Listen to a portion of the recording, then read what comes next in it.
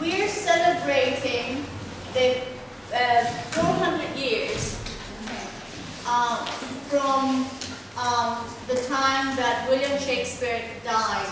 It is not customary to celebrate death, except in the form of some kind of eulogy, some kind of ecclesiastical service, as in Greece, the so-called Evosmos, This is not, however, this. When it comes to great authors, it is customary to celebrate the beginning of their afterlife, because in a sense, what happens with great authors is that although they die, their work lives on. So this is what we mean by the beginning of the author's afterlife. And that only happens with great authors. So the rest, I think you will understand. You don't need anything. William Shakespeare lived, in the 16th century and the early 17th, from 1564, to 1616. So this is a long time ago. This is 400 years ago. That's all you need to know. The rest of the part.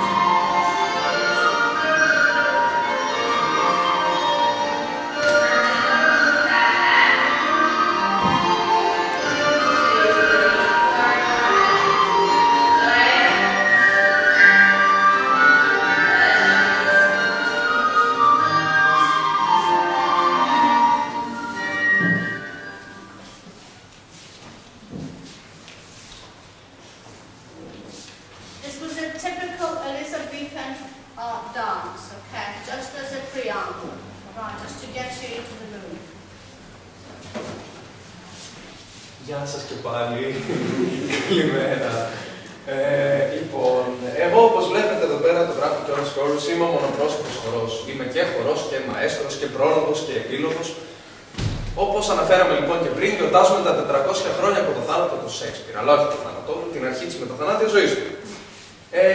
Η πρώτη σκηνή που θα δείτε, που θα παίξουμε εδώ, εκτιλήσεται το έτος 1623 σε ένα τυπογραφείο. Γιατί τότε οι φίλοι του δημοσίευσαν για πρώτη φορά όλα του τα έργα σε έναν εντυπωσιακό τόμο που ονομάζεται The First Volume. Τη συνέχεια λοιπόν θα την ακούσετε στη γλώσσα του Μεγάλου Βάρδου, του Shakespeare στα αγγλικά, για να σας βάλουμε στο πνεύμα του έργου και θα μιλήσουμε έτσι στα αγγλικά.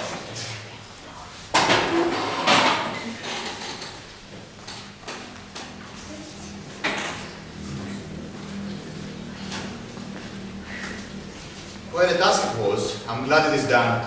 Gathering Gwyneth's scattered place together, sorting all the quarters. What a mess they were in! Many of his plays were quite maimed. I hope the viruses will stop now. Good morning to you both. Is it done? Here it is. Oh, what an impressive folio. Let me see my preface. To the memory of my beloved, the author Mr. William Shakespeare, and what he hath left us.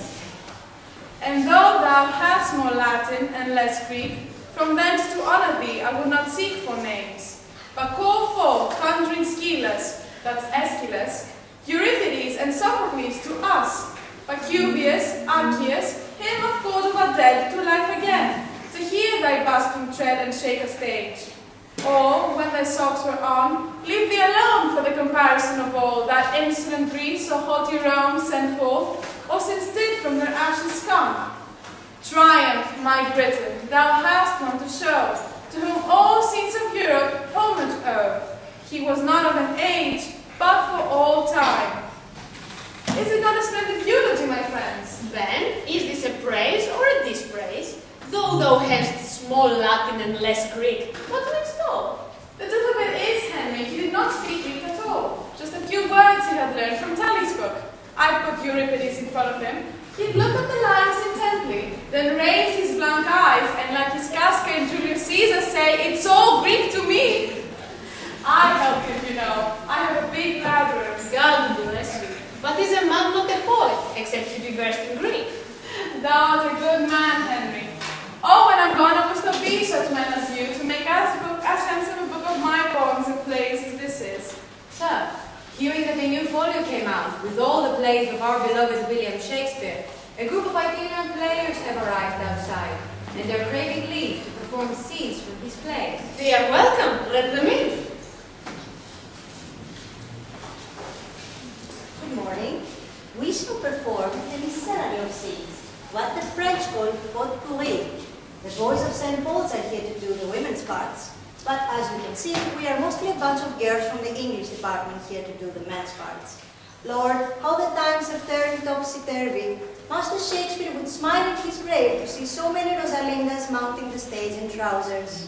And now, boys and girls, ladies and gentlemen, follow us into the bard's universe. A universe not only of kings and heroes, but also simple people, sometimes even unforgettable thugs. We will begin with a scene from the history of King Henry IV, Part 1. The scene you are about to watch takes place in the Boar's Head, a tavern in the London neighborhood of Eastcheap that harbors pickpockets, vagabonds, drunkards, and some nicer people.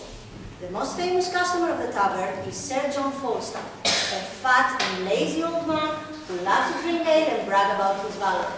Falstaff is a great liar, an inventor of lies. You will see him shortly arguing with Prince Hal, the king's prodigal son and heir to the throne. Mark the joke that Hal and the others have played on Falstaff. Here they come.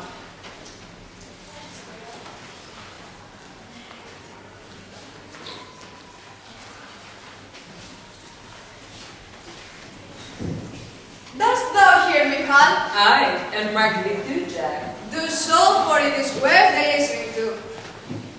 This 9-year battle that I told thee of, So 2 more already. their points being broken, Down fell their hose. began to give me ground, but I followed me close, came in foot and hand, and with a thought, 7 of the 11 days. Oh, monsters! 11 background men gone out of 2. But as the devil would have it, 3 misbegotten knaves came at my back and let drive at me. For it was so dark, Hal, that thou couldst not see thy hand. These lies are like their father that begets them. Gross as a mountain, open, palpable. Why thou plain brain guts, thou naughty potted fool, thou whoreson, obscene, crystal catch. What? Art thou mad? Art thou mad? Is not the truth the truth? Why, how couldst thou know this man in kettle drink when it was so dark thou couldst not see thy hand? Come, tell us your reason. What says thou to this? Come, your reason, Jack, your reason. What? Upon compassion? Zounds and I were at the strapador, all the racks of the world, I will not tell you in compassion. Give you a reason of compassion?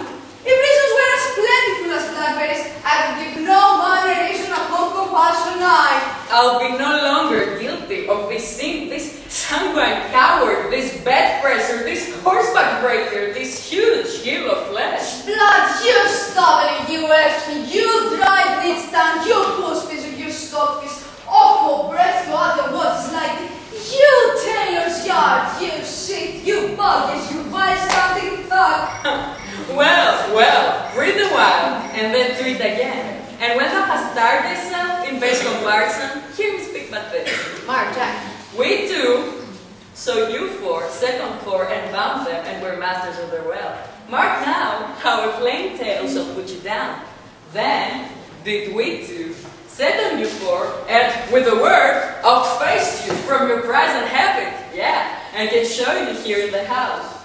And Falstaff, you carried your guts away, as nimbly and with as quick dexterity, and rode for mercy, still ran and rode, as ever I heard wood have. What a slave art thou, to have thy sword as thou hast done, and then the same was in a fight.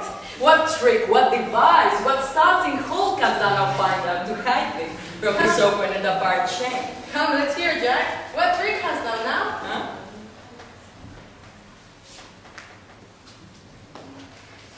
By the Lord, I knew ye as well as he that made ye. Why,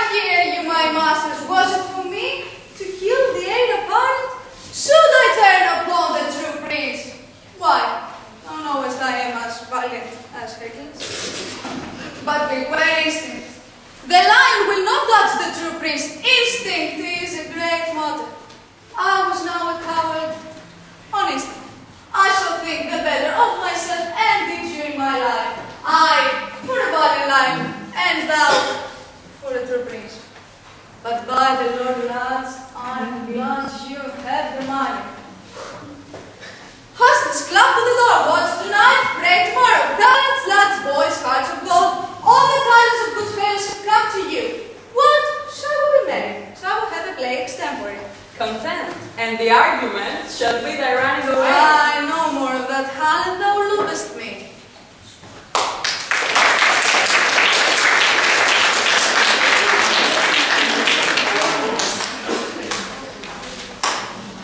We will now move on to a scene from the history of King Henry V.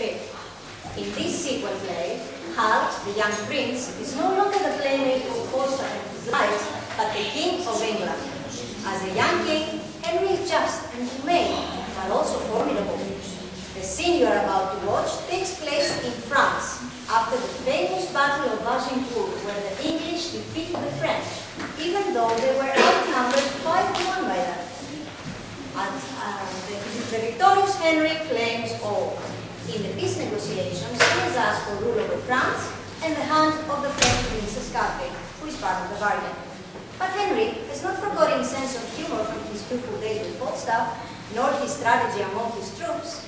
As in war, so in love. He wants the consent of his subject. He will woo Catherine, not take her by force. However, there is a little problem.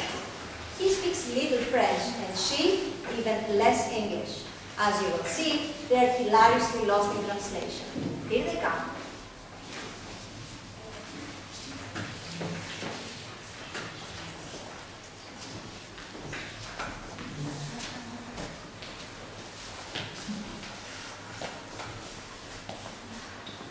Is it possible that I should love the enemy of France? No, you should not love the enemy of France, Kate. But in loving me, you should love the friend of France. For I love France so well that I will not part with the village of it. I will have it all mine. And Kate, when France is mine, and I'm yours, and yours is France, you're mine. I cannot tell what is that. No, Kate? I will tell thee in French, which I'm sure will hang upon my tongue like a new married wife about her husband's neck, hardly to be shook off. Je compte sur la possession de moi. Vous avez la possession de France. Let me see what then. Some Dennis be my speed. Dans votre France, vous êtes mienne. It is as easy for me to speak so much more French. I could conquer the kingdom, you know. I shall never move in French unless you read the love of me. Sur votre honneur, le français que vous parlez est meilleur que l'anglais que je parle. No, Faith, it's not Kate. But I speaking of my tongue, and I thine, was truly falsely, must needs be granted be much at one. But dost thou understand as much English? Canst thou love me? I cannot tell. Can any of your neighbors tell, Kate? I'll ask them. Come, I know thou lovest me. And at night, when you come into your closet, you question this gentlewoman about me. And I know, Kate, you will to her dispraise those parts of me that you love with your heart. But, good Kate, mock me mercifully. There are other gentle princes, because I love thee cruelly. If ever thou beest mine, as I have the saving faith within thee tells me thou shalt, I get thee with scrambling, and thou must therefore needs prove a good soldier breeder. Shall not thou and I, between St. Denis and St. George, compound a boy, half French, half English, that shall go to Constantinople and take the Turk by the beard? Shall we not? What sayest thou, my fair fleur de luce? I do not know that. No, 'tis hereafter to know, but now to promise. Do but now promise, Kate, you will endeavour for your French part of such a boy. And for my English moiety, take the word of a king, and and a bachelor. How once you, la plus belle Catherine du monde, mon pleasure devine des.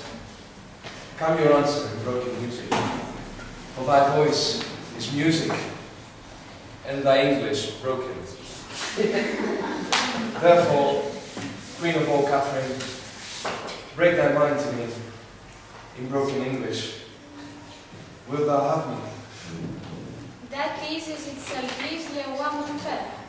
Nay, we're pleasing, Kate. It's a pleasing well, Kate. Then it shall also content me.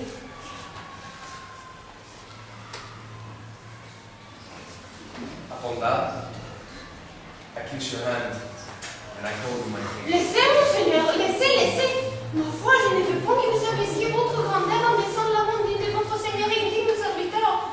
Excusez-moi, je me suis pris mon très puissant seigneur. Then I will kiss your lips, Kate. Les dames et demoiselles pourraient être désabaissées devant les blancs qui n'est pas la coutume de France. Madam, my interpreter, what says she? That it is not the fashion for maids in France to kiss before they are married. We are the makers of minds, Kate. And the liberty that follows our places stops the mouth of hindfoots, as I will start yours.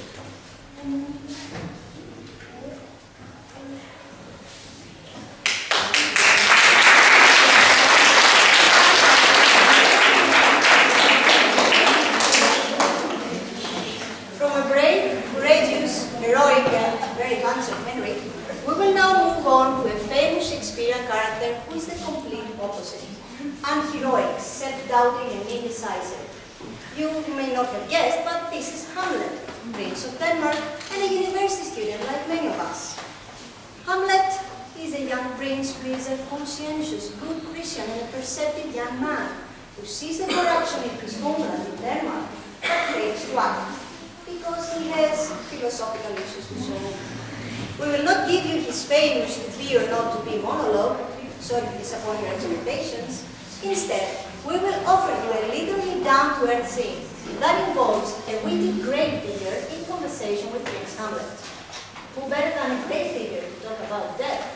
And who better than Hamlet to philosophize on the topic? Here they come.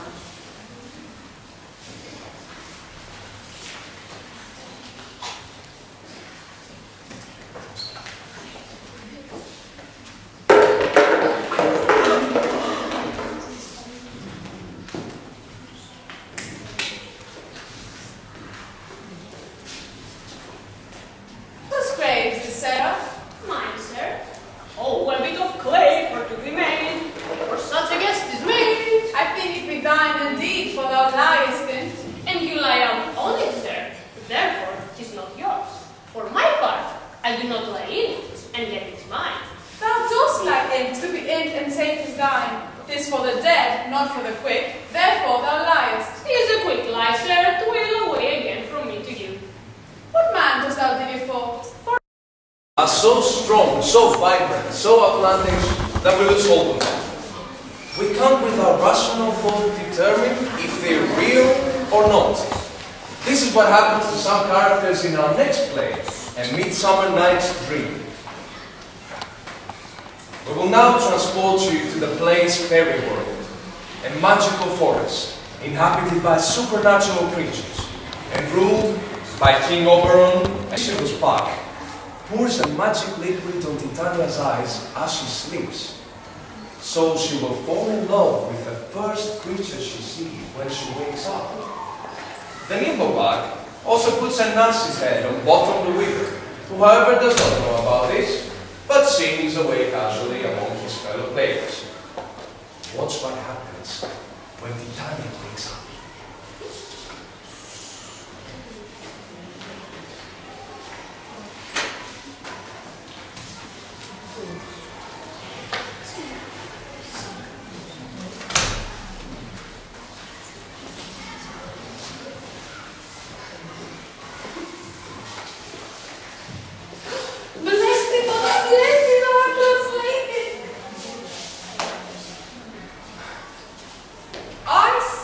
Their knavery.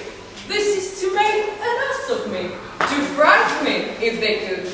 But I will not stir from this place, do what they can. I'll walk up and down here and sing that they shall hear not afraid. The whistle dogs will be like a stew with the red stony bill. The throstle whip is not so true. The ram is the will.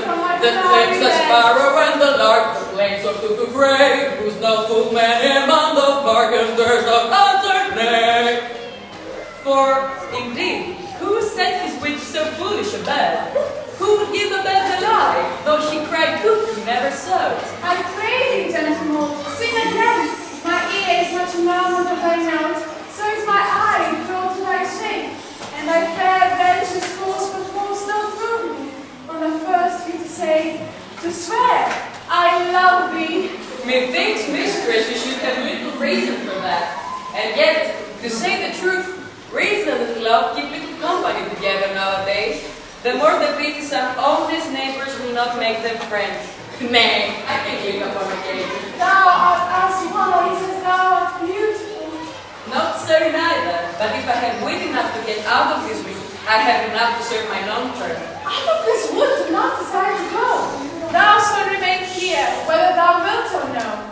I am a spirit of no common rate. The summer sit all tent upon my stick, and I do love thee. Therefore, go with me. I'll give thee fairies to attend on thee, and they shall fetch you jewels from the deep, and sing while thou on pressed flowers do sleep. And I will purge thy mortal grossness so, that thou shalt like an airy spirit go. Peace blossom, cobweb, moth and master seed.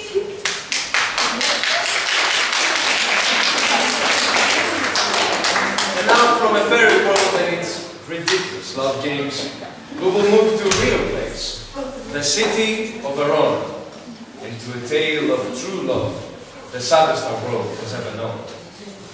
For never was a story of more woe than this of Juliet and her Romeo. It all starts at a ball in the house of Juliet's parents, where the young men of Verona have come to meet beautiful aristocratic heroes. Romeo, the son of an enemy family, has not been invited, but he and his friends slip in as masked dancers.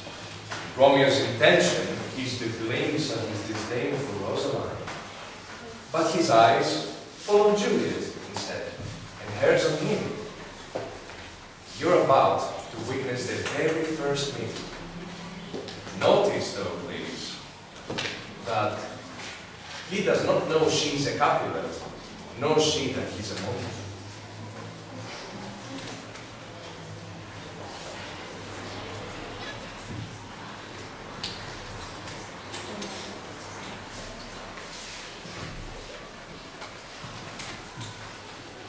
If I profane with my unworthiest hand this holy shrine, the gentle sin is this: my lips to blushing pilgrims ready stand, to smooth the rough cuts with a tender kiss.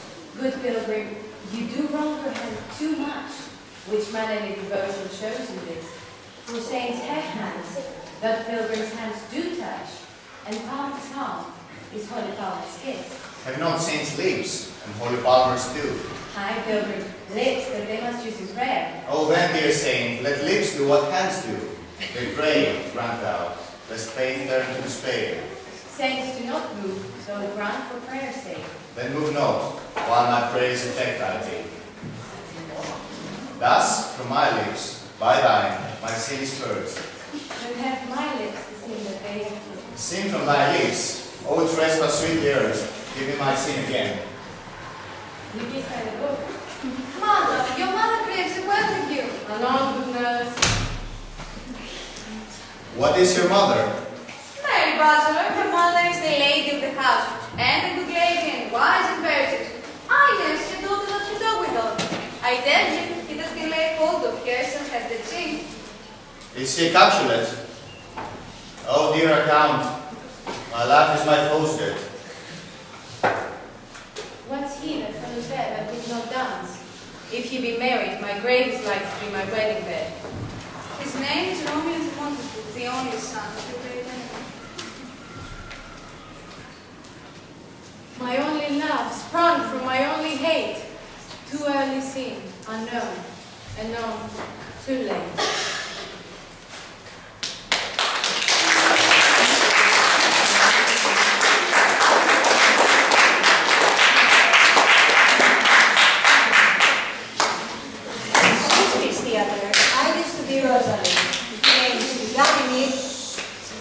happy Rosalie in the comedy as we like it. It was a sneaky pleasure back then to imagine the girl, the boys underneath the women's clothes.